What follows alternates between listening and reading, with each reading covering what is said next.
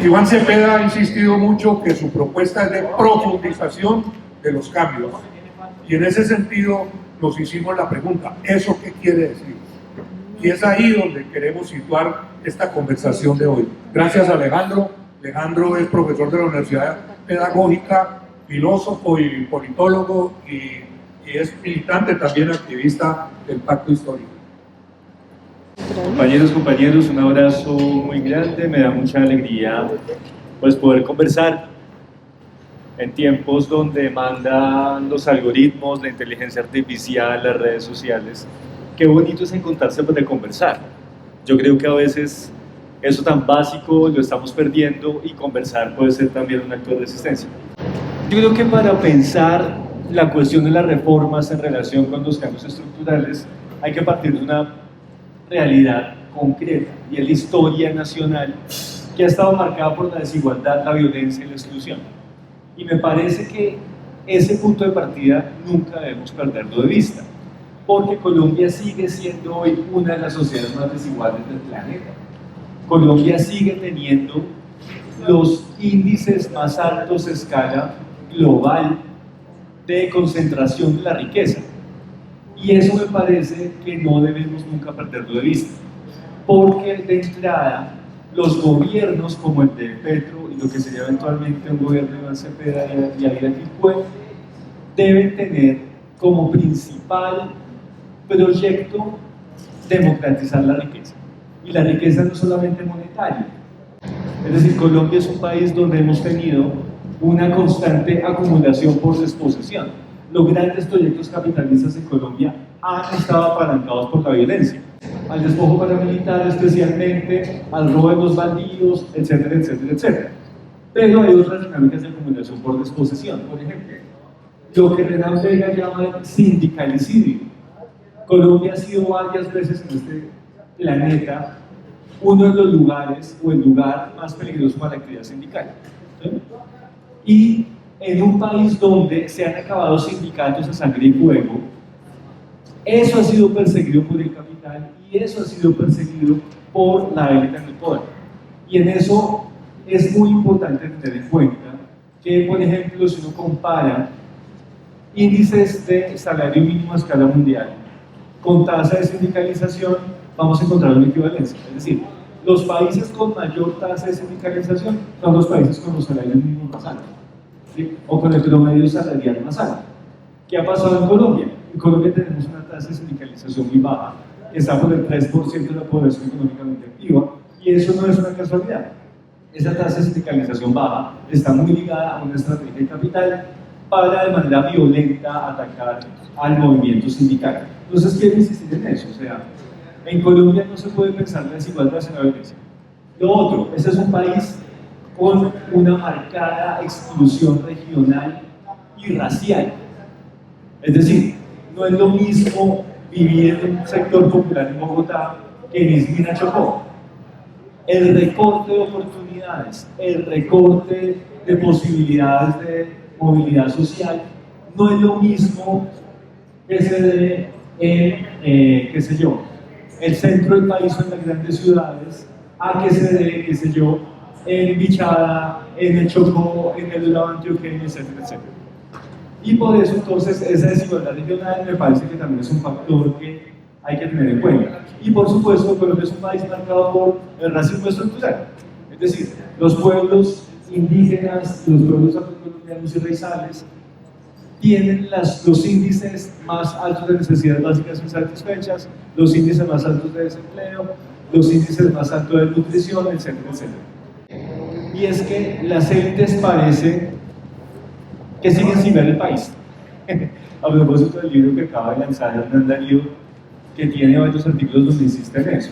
O sea, la mezquindad de la élite, la mezquindad de los grandes capitalistas del país, porque se rehúsan a ver el país más allá de Bogotá, de la 72 hacia el norte, no tan al norte, Y por supuesto lo que implican pues, los sectores más acomodados de Cali, de Medellín, de Bucaramanga. Es decir, hay un desprecio de clase que enmarca la desigualdad. Y ahí quiero hacer una nota al pie. No es gratuito que estén reciclando esa sentencia mal hecha de un tribunal que dice que no hubo un estallido social, es una especie de planificación malvada para perturbar el gobierno de Duque. Eso es absolutamente falso. Todas y todos estuvimos en el estallido y sabemos que no fue una planificación, fue simplemente la expresión de un país que quería cambios y que en buena medida con el estallido redibujó el escenario político nacional. Entonces, eso es lo primero para que tengamos como ese marco que todas y todos conocemos, pero en el cual siempre hay que existir. Segundo, me parece muy importante que el gobierno Petro planteó reformas. Es decir, eso no es poco, porque básicamente en esa historia larga de desigualdad, el neoliberalismo colombiano en los últimos 30 años profundiza esa desigualdad con una serie de contrarreformas, y lo vivimos en todos los ámbitos, en seguridad social, en pensiones, en salud, en educación superior, en educación básica, en materia laboral, en materia de tierras, en dominio energético. Pero ¿qué pasa? Que de entrada esas reformas tienen dificultades. Primera dificultad, no es fácil hacer reformas en democracia. ¿Sí? Es decir, no es lo mismo buscar una reforma agraria en medio de una democracia tan débil como la colombiana, a hacerla en una situación de cambio social tipo soviético, cubano o nicaragüense. ¿Sí? Y me refiero a Nicaragua sandinista, no a la actual. Me parece que plantear reformas en un escenario democrático siempre va a tener bloqueos institucionales. Y eso implica pensar ese problema que no se puede, digamos, obviar. Lo segundo, la importancia de pensar reformas en un país que nunca tuvo un gobierno ni de izquierda, ni populista, ni progresista, ni nada por el estilo. En cierto sentido, el gobierno de Gustavo Petro es innovador para la historia nacional. Y eso marca una gran diferencia con el resto de sociedades de América Latina que sí pasaron por ese tipo de experiencias. Y lo otro, que creo que es lo más difícil para mí, la persistencia de un Estado hecho a imagen y semejanza del neoliberalismo. Es decir, gobernar en un Estado que sigue siendo o sigue teniendo un diseño institucional neoliberal es muy difícil. Y si no, que lo digan los exministros que están por acá. Las restricciones que tiene y que impone un Estado neoliberal en materia de contratación, en materia de la manera como se ejecuta el gasto público, en la manera como se restringen las posibilidades de ejecutar, es un problema. Entonces, por eso hay que plantear que las reformas en Colombia tienen una extrema dificultad. Y eso lo hemos visto en los últimos 4 años, por supuesto. El tercer punto que quiero plantear, después de enmarcar el problema, de mostrar la dificultad de las reformas, es los avances y las carencias de este gobierno, del gobierno Petro. Primero, este es un gobierno que plantea una serie de cambios que me parece que tenemos que mirar con calma. Primero, una reforma laboral que echa para atrás varios de los logros del capital, logros contra la clase trabajadora de los últimos 30 años, en gobiernos como el de Gaviria o el de Uribe o el de Santos, donde hubo una ofensiva contra la clase trabajadora, una reforma pensional agridulce, porque aunque genera nuevas dinámicas de protección, deja intactos los grandes capitales financieros de los fondos de pensiones, una muy importante reforma para financiar las universidades públicas en el país, el reconocimiento del campesinado como sujeto de derechos, lo que implica entonces un blindaje constitucional al movimiento campesino en el país, unos logros muy importantes para los pueblos indígenas que son autoridades ambientales o que tienen un sistema indígena de educación propia, etcétera, etcétera, y en ese marco también una política de tierras que, sin cambiar sustancialmente la política agraria, mejora la situación del campesinado de los indígenas en los afros, y eso es muy importante. La ministra Marta Carvajal, que a mi juicio ha hecho una labor brillante, y la conversación que tuvo Juan David hace poco con ella muestra la brillantez de la ministra Carvajal, ha tenido la agudeza de lograr una excelente gestión con el marco institucional que dejó el neoliberalismo, o que ha dejado el neoliberalismo, y eso me parece que no es poco. O sea, en materia de tierras creo que hay mucho que mostrar por parte del gobierno actual. Creo que esas reformas, en buena medida, más que un avance, son dinámicas de contención de las contrarreformas neoliberales de los últimos 30 años. Y en algunos casos hay que decir que hay deudas importantes. Primera deuda fundamental: el gobierno Pedro está terminando sin una política seria de combate del hambre y de la desnutrición. Y eso es muy grave.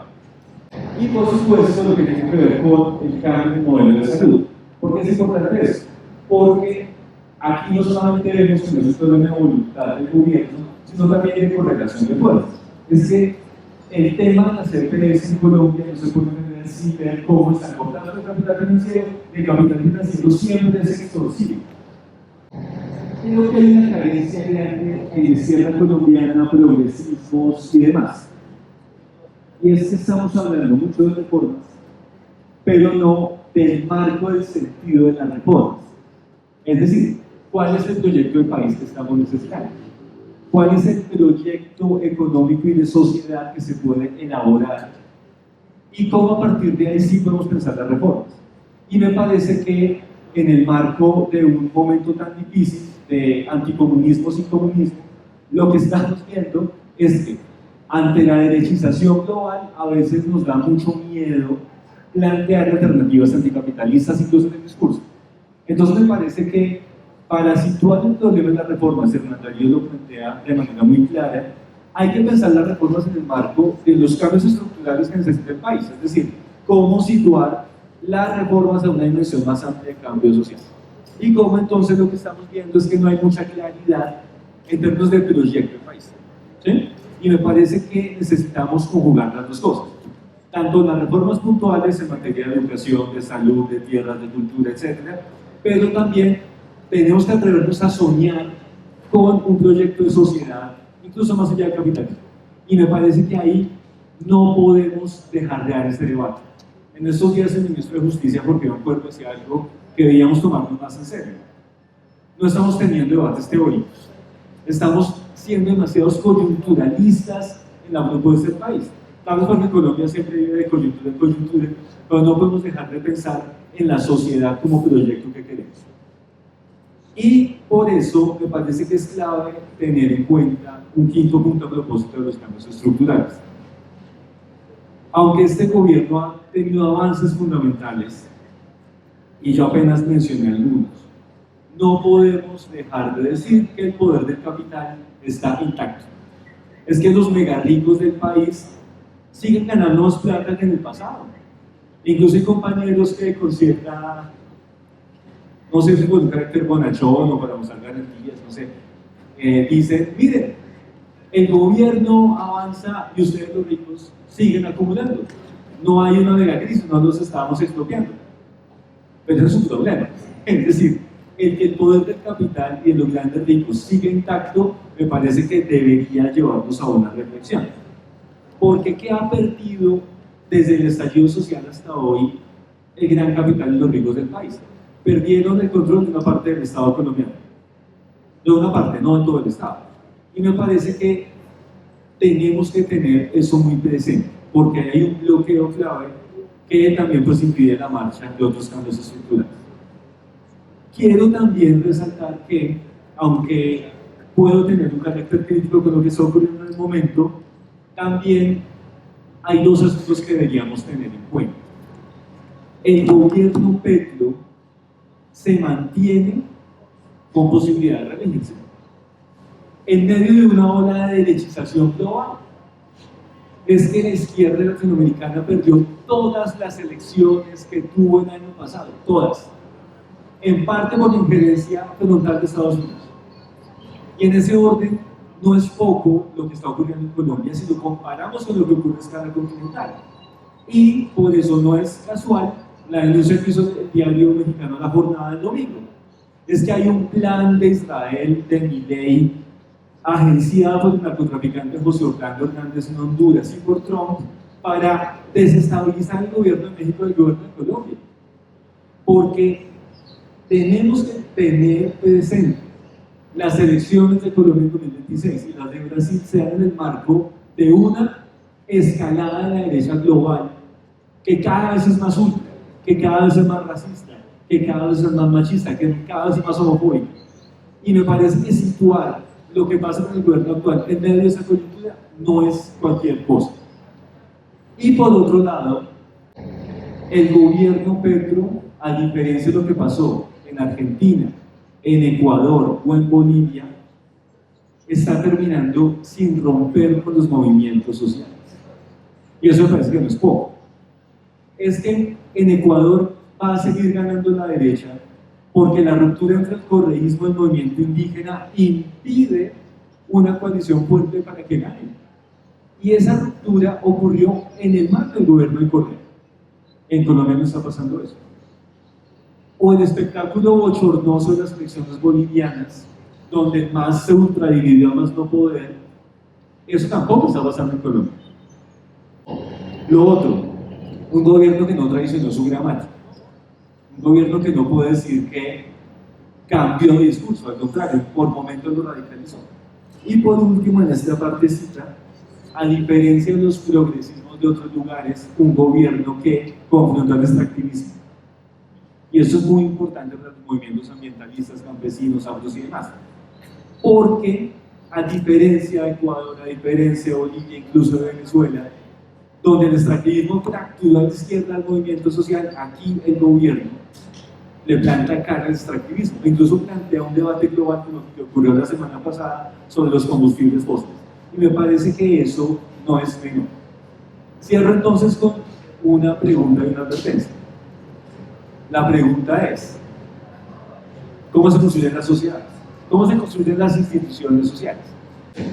O sea, la posibilidad de generar cambios estructurales pasa por modificar el Estado, por modificar la política pública y por seguir generando un bloque que nos permita situar las reformas en el marco del cambio estructural y no simplemente pequeños pañitos de agua tibia al liberalismo.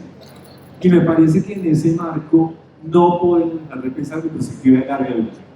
Necesitamos insistir en que los cambios se van a gestar por mucho tiempo y que en ese orden, si hemos tenido 200 años de una república desigual y 35 de neoliberalismo, es fundamental pensar en perspectiva de larga duración para tener la sociedad que quisiéramos.